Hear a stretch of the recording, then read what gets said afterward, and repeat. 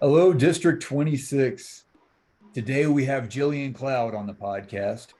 She's a supervisor at a Fortune 100 company, and she's been a member of Toastmasters for about a year and a half. Today she's going to share with us some of her insights on the grammarian role. Jill, thank you very much for being here. You're welcome. Pleasure. How you have some background with interest in language. How did that affect your experience in Toastmasters and the grammarian role? Well, I always loved words. I always loved the history of where it originated from or how we got to be using that word. So when I came to Toastmasters and found out there was a role called Grammarian, I got super excited. I had no idea anything like that existed. For it to have that word of the day that they keep track of, but also to count the crutch words. I never realized I was using so many crutch words until that very first meeting. And I bet I reduced my crutch words by 90% just after my initial Toastmasters meetup. Just became more aware of how much you were using them? Very much so. That's a constant thing. I keep coming back to that. I noticed in my speeches in Toastmasters club meetings, I could dramatically reduce my crutch words there. But then when I started doing these interviews, while I was reviewing them and editing them, I started noticing, wow, still using a lot of crutch words. So it's something that has a lot of different areas where there's places where you can minimize the use of crutch words. And it's powerful because the less little distortions and distractions from your message, the more impact your message has. Absolutely. So what drew you initially to Toastmasters? What got you to look into joining a club? I'd always heard about Toastmasters and I wanted to join because I knew there were benefits for helping you speak in large groups or even small groups. And the position I had didn't allow me a lot of free time, or if I did have free time, I was going to be doing other things. I finally got to a point where my schedule was in my own hands and I could attend Toastmasters. I had a friend who started about the time I did reach out to me and say, hey, what do you know about Toastmasters? And I'm thinking, based on the reputation, I heard it's a great idea. It helps with interviews. It helps with speaking in groups. You should definitely go for it. She says, no, silly, I'm a member. I'm asking you if you want to join. And it wasn't until she brought it to my attention that I have that power now to show up for that hour once a week and get my fill of the Toastmasters. I always, like I said, the reputation had always been so good. So I was really excited to start. And I had no idea what I was getting myself into that first day. I thought it was totally different than what I experienced. It's been a powerful experience for me as well. It's interesting.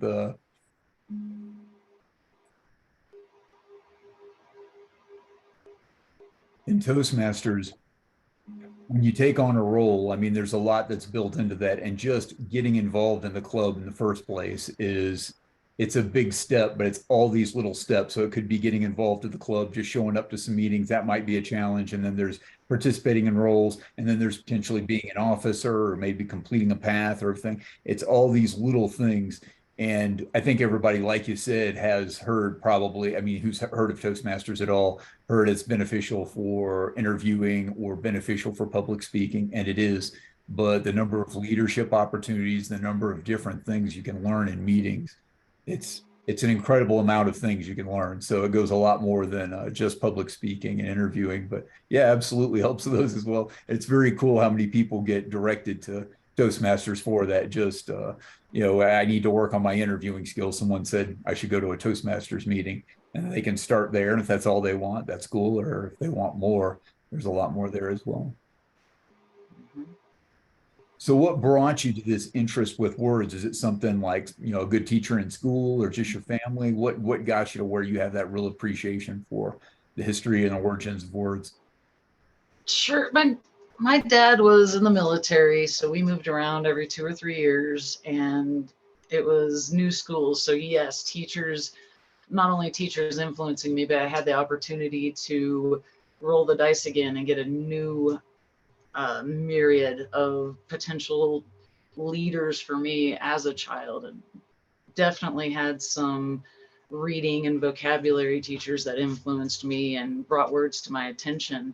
It was actually my mom who probably took one of the last Latin classes that was available in high school, and she took it really seriously. So while we were watching antique shows or documentaries about other places, she would let me know they call it this because this word means that, and this word derives from this, which means this, so it was important to her, and it was fun. And I love history. I love to see where we came from, and words are definitely a way to look back into the past. Absolutely. Absolutely. What would you say has been your biggest shift or accomplishment that you can attribute to Toastmasters, or perhaps that you achieved with Toastmasters? It would definitely be the crutch words. I know that I am more thoughtful even when answering spontaneously. Instead of filling spaces with sound effects, I'm going to put thought into what I'm saying and not use those words repetitively. Now, we're not all perfect, and I definitely take any feedback I can get whenever I can. It only heightens my awareness. So from then on out, I'm less likely to fill in with ums and uhs. And my personal favorite is, Is a common one. That's interesting. So there's two things. So you're pointing to the power of focus and awareness in language is very useful. And the interesting thing is you had some of that coming in because, like you mentioned with your mom and everything, you'd had your attention directed more to these things already. But then with some consistent practice on your own, you found dramatic benefits just from the increased awareness. It looks to me that's like most learning is that's at least that's a huge part of everything I've learned. At least it's just being aware of more things, maybe practices and lots of other stuff you add on, but just the attentiveness to language. What are you really trying to say? What's the most powerful way of stating that? What's the most concise way of stating that? What can I cut out of my language that is unnecessary? That's a powerful way of approaching it, and that increased awareness, not only is it good or it's been good for me in terms of cleaning up my language and getting better at speaking, it's also been powerful in how many other things in my life that I want to bring a little more attention to. Can I focus in a little more clearly and get more clear on it so I can establish a practice that's more effective or be more effective in my life with this skill or skill set? It's a very cool thing. And it can start with language. That's one good way to do it. I also liked crutch words. What did you call them? You didn't call them nothing words. You called wish I could rewind the video. I forgot the term. Fillers. Say that again. They're fillers, fill in that Yeah, you space. had another term. I'm going to have to look it back up. You used a good term, and I wish I didn't forget it. It slipped my mind. I should have started with that point. But at any rate, in terms of great turns of phrase, it's another thing. In some clubs, they have the ah counter and the grammarian split into two roles. So you got one person counting ahs. And so just for those that don't know, in our club, those two roles are one. In terms of the other side of it is a lot of times they're trying to either, there's the word of the day, but they're also looking for powerful turns of phrase. Is there anything that stood out in your time acting as grammarian, which you've done on a number of occasions, as a particularly powerful turn of phrase or use of words that you've carried with you, either used itself or had it influence your way you speak? Definitely.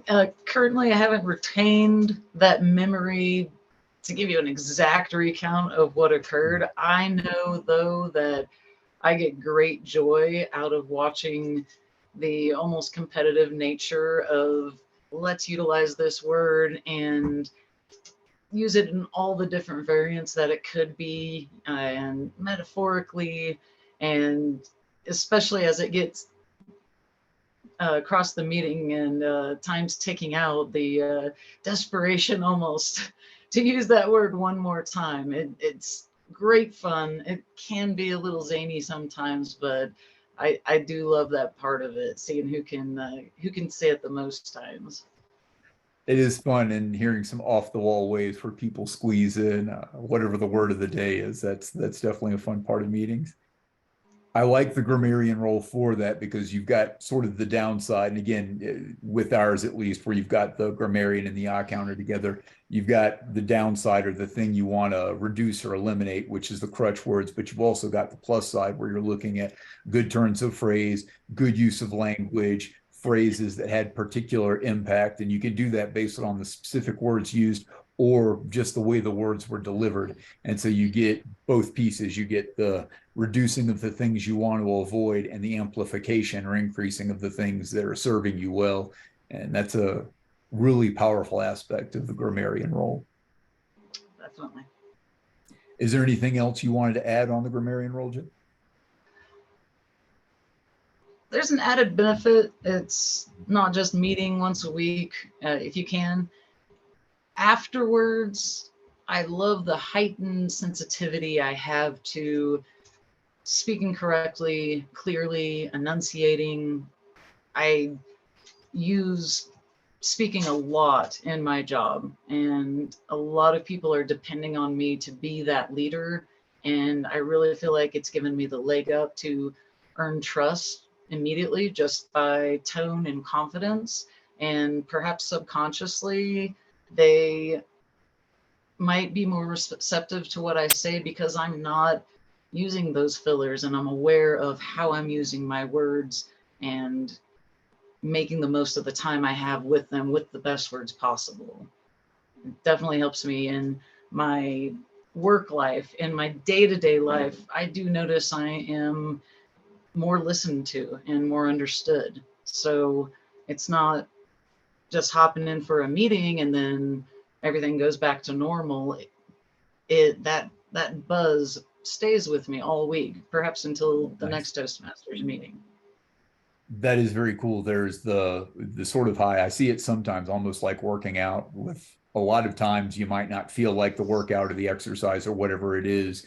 But if you go into it anyway, then by the time you're done, you're going to feel good that you did it. And a lot of time there's kind of a body buzz from having, moved the blood around or done whatever exercise you did. I see Toastmasters the same way. You're usually going into the meeting, it's kind of like, okay, well, it's a little bit frantic, making sure I've got all the last minute things for whatever I'm doing that day ready. But then the meeting's great. And then after the meeting, there's a high sort of that lasts for a while afterwards. And frequently I notice that I don't know if it's quite a flow state, but it's something like that where I feel just very fluid with people I'm speaking with afterwards. It's a very cool thing. If there's no other benefit than that, it'd be well worth it for that. But that's just one of the benefits. And I liked how you mentioned consciously or unconsciously there. And it seems to me people react more to other people far more unconsciously than they do consciously. So particularly when you get that powerful first impression where you just get a feel for something or there's an intuition about the person, so many things can be put in place to encourage that. And again, we've already talked about how just bringing the more awareness to little pieces of it can start kind of flipping little dials that can give you more impact with anyone you interact with. But it's cool to notice that your conscious mind can pay attention to a few things. Your unconscious can pay attention to everything. And when you have that time around other people, the time where you're practicing speaking and you're around other people practicing speaking, some of whom have been practicing it for years and years and years, you'll pick up a few things consciously, but the amount you can pick up unconscious is dramatic as well. And sometimes you'll bring just whatever that is into your daily communications and notice the weight of that shifting things for you. It's a very powerful thing in any area of life to get around other people that are good at what you want to get good at, but powerful thing in Toastmasters as well for those of us that want to get better at speaking. All right. Sure. Well, Jill, thank you very much for your time today. Thanks for having me. Absolutely. Thanks for being here. District 26. We'll talk again soon.